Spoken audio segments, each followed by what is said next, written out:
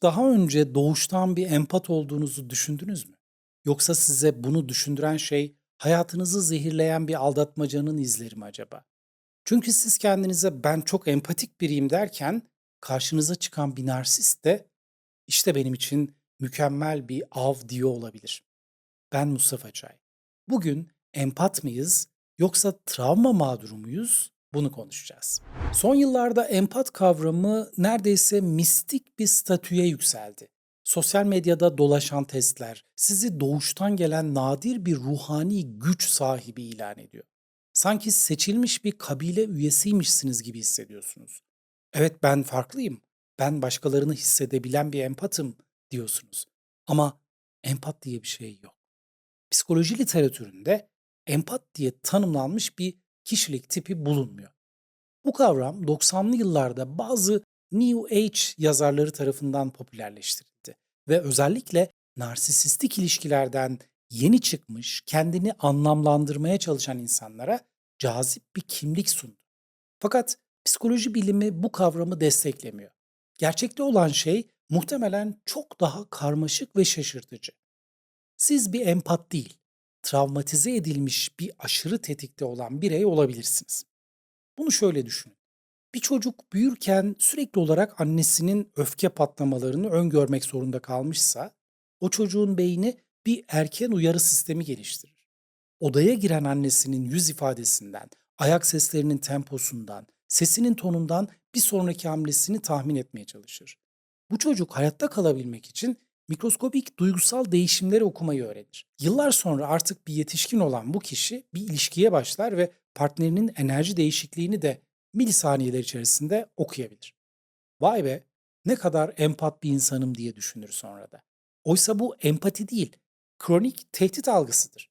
Bir süper güç falan değil, travmanın yarattığı bir hayatta kalma mekanizmasıdır. Muhtemelen böyle bir açıklama beklemiyordunuz. Ya da bu sizin için bir hayal kırıklığı oldu. Bunun için gerçekten üzgünüm ama maalesef gerçekler böyle. Bir narsist bir odaya girdiğinde insanları tarar. Lazer hassasiyetinde bir algıyla duygusal sınırları zayıf olan kişiyi bulur. Ve işte o an kendini empat olarak tanımlayan o kurbanla göz göze gelir. Peki narsist yüksek empati becerisi olan avını nasıl tespit ediyor?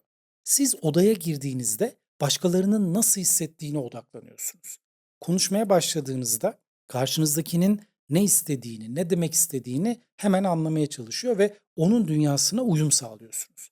Birisi üzgün görünüyorsa otomatik olarak ona doğru yaklaşıyor, onun yükünü hafifletmeye çalışıyorsunuz. Bu sizin için o kadar doğal ki bunun farkında bile değilsiniz. Ama narsist tam tersi bir tarama yapıyor odada.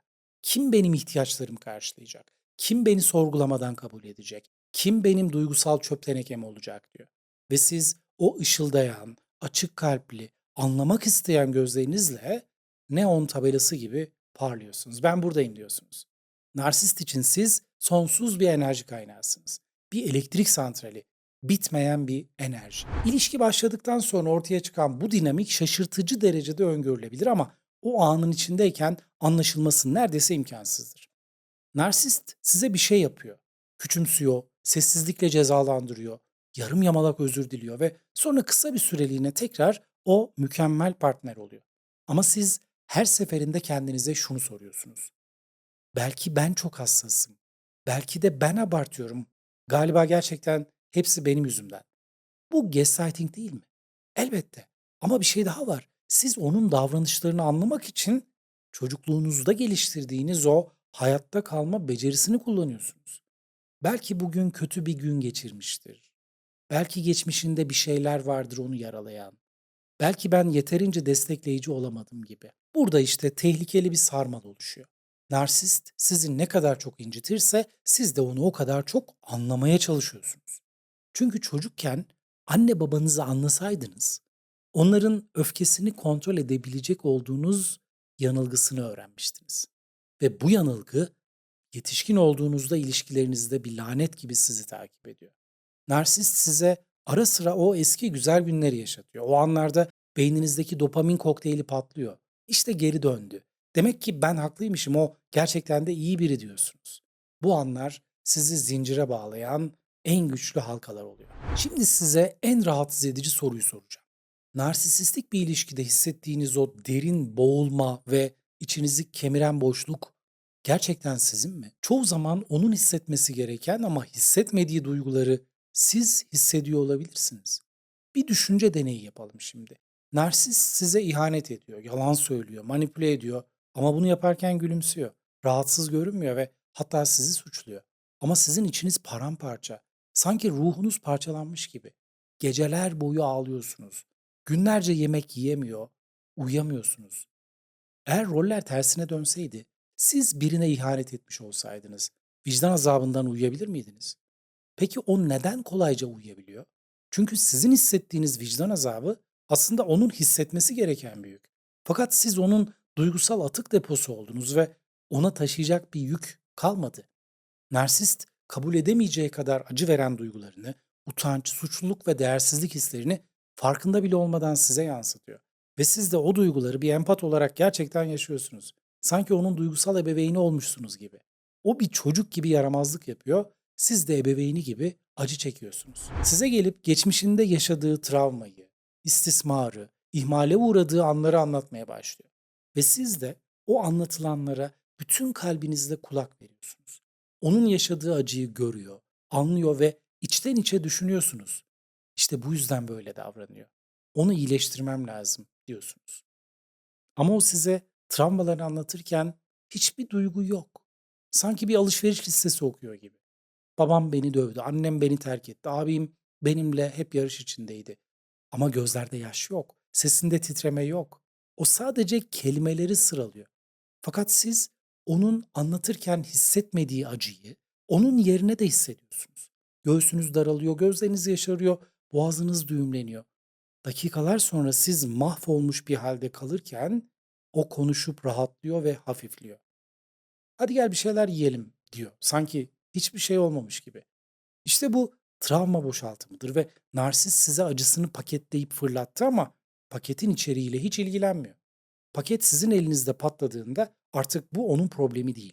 O artık rahat ve siz de onun travmasının ağırlığını taşımakla kalıyorsunuz. Empat olduğunu düşünen insanların en yaygın özelliği fedakarlığı bir kimlik haline getirmeleridir. Ben başkalarının mutluluğu için kendimden vazgeçerim cümlesi sanki bir ermiş sözü gibi yüceltilir. Ama gerçekte bu çocukluğunuzda size öğretilen tehlikeli bir programdı. Eğer çocukluğunuzda sevgiyi kazanmak zorunda kaldıysanız, yani anne babanızın sevgisi koşulsuz değil, siz ancak uslu, sessiz, problemsiz bir çocuk olduğunuzda sevgi aldıysanız, o zaman kendi ihtiyaçlarından vazgeçmekle sevilmeye layık olmak beyninizdeki aynı nöron ağlarına bağlanıyor. Narsistik bir ilişkide bu eski program yeniden aktif hale geliyor. Eğer yeterince fedakar olursam beni sever. İşte bu düşünce aslında çocukluğunuzdaki o eğer yeterince iyi olursam anne babam beni sevecek umudunun bir tekrarı. Ama gerçekte seven biri böyle bir fedakarlık beklemez. Bir narsistik ilişkide ilk kaybolan şey sınırlarınızdır. Bir pazar sabahı uyandınız, kendinize bir kahve yapıp sessizce kitap okumak istiyorsunuz ama o telefonda sinir krizleri geçiriyor ve sizden hemen gelmenizi istiyor. Normal koşullarda hayır şu an kendime zaman ayırıyorum diyebilmelisiniz ama o hayır kelimesi dudaklarınızdan bir türlü çıkmıyor. Çünkü hayır dediğinizde ne olacağını biliyorsunuz. Saldırı, suçlama, sessizlik cezası ya da ağlayarak sen beni sevmiyorsun manipülasyonu ve hemen gidiyorsunuz. Her seferinde biraz daha kendinizden vazgeçerek. Kişisel ilişkilerimizdeki sınırlar da tıpkı bir ülkenin sınırları gibidir. Eğer sınırlarınız yoksa siz bağımsız bir ülke değil, herkesin kolayca geçiş yaptığı bir otoyol olursunuz. İnsanlar gelir, istediğini alır, çöpünü bırakır ve gider. Siz de ben çok cömert biriyim dersiniz ama gerçekte sizin bütün topraklarınız işgal edilmiştir. Narsist sınırsız arazileri sever. Çünkü orada istediği gibi hareket edebilir. İstediği şeyi inşa eder ve istediği gibi yakıp yıkabilir. Bu kadar şey konuştuktan sonra bunu söylemek size tuhaf gelebilir ama narsistler de empati kurabilir. Özellikle gizli narsistler empatiyi kusursuz bir şekilde taklit edebilirler. İlişkinizin daha en başında size şöyle şeyler söyler. Seni o kadar iyi anlıyorum ki sanki ruhlarımız aynı. Kimse benim gözlerime senin bana baktığın gibi bakmamıştı. Aramızdaki bu bağ kesinlikle bu dünyaya ait olamaz. Ve siz de buna inanmıştınız. Çünkü o gerçekten sizinle uyum içinde görünüyor. Ama bu bir ayna illüzyonuydu. Narsistler ilişkinin en başında sizi bir lazer gibi tarar. Neleri sevdiğinizi, nelere değer verdiğinizi, hangi kelimelerin sizi etkilediğini öğrenir. Sonra bu bilgileri kullanarak hayalini kurduğunuz sevgili rolünü oynarlar. Bu bir empati değil, stratejik bir performanstır. Gerçek bir empati kendiliğinden, hesapsızca olur. Narsistin empatisi ise koşulludur. Şimdi buraya kadar konuştuklarımızdan sonra muhtemelen içinizde bir şeyler kırılmış olabilir. Demek ki ben özel değilmişim ve empat olmak da bir süper güç değilmiş diye düşünmüş olabilirsiniz. Ama işin güzel yanı şu. Travma bir süper güce dönüşebilir. Fakat bunun için travmayı iyileştirmek gerekir. Şu anda sahip olduğunuz bu aşırı hassasiyet gerçekten muazzam bir potansiyel taşıyor. Siz insanların duygusal inceliklerini yakalıyorsunuz. Söylenmemiş cümleleri duyup gizlenmiş yaraları görüyorsunuz. Bu doğru bir şekilde kullanıldığında inanılmaz değerli bir yetenek. Ama bu yetenek eğer travma iyileşmeden kullanılırsa silah deposunda oynayan bir çocuk gibi tehlikeli olabilir. Kendinize ve başkalarına zarar verirsiniz. Travma iyileştikten sonra şu değişiklikler olur. Artık başkalarının duygularını hisseder ama onlara batmazsınız. Birinin acısını görebilir fakat kendi acınız yapmazsınız. Yardım edebilirsiniz ama kendinizi kurban etmezsiniz. Ve hayır diyebilirsiniz ve bundan da suçluluk duymazsınız. İşte o zaman empat etiketi gereksiz olur. Çünkü siz artık iyileşmiş, bütün bir insansınızdır. Empatiniz var ama aynı zamanda sınırlarınız da. Şefkatlisiniz fakat aynı zamanda kendinize de şefkat gösteriyorsunuz. Sonuç olarak siz bir empat değilsiniz. Belki yaralı ama hayatta kalmış bir savaşçı. Geçmişte size karşı duyarsız, istismarcı, ihmalkar insanlar oldu belki ve siz de hayatta kalmak için aşırı hassaslaştınız. Bu bir utanç kaynağı değil, bir hayatta kalma refleksi.